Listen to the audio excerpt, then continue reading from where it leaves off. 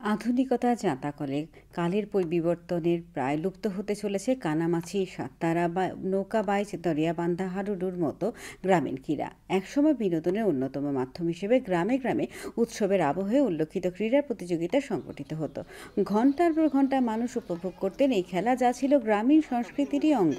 আধুনিকতা ছোঁয়া লাগলেও সিপাহীজলা সোনামুড়া মহকুমায় গ্রামীণ ক্রীড়া কেন্দ্রকে উৎসাহের বিন্দুমাত্র খামতি নেই। শীতের শেষ থেকে বর্ষার শুরুর আগ পর্যন্ত প্রতি বছর প্রায় প্রতিদিন সোনামুড়ার বিভিন্ন গ্রামে অনুষ্ঠিত হচ্ছে হাডুডু খেলা।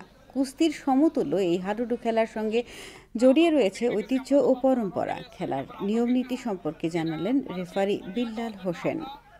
দেখেছি এই খেলার জন্য সুদূর বাংলাদেশ থেকেও প্লেয়ার নিয়ে আসতো, ভারত বাংলা মিলে এখানে খেলা হতো, আরো বড় জনসমুদ্র হতো, সেখানকার মানুষে তাদেরকে পুরস্কার হিসাবে কাপ মেডেল দিয়ে তাদেরকে সম্মানিত করতো।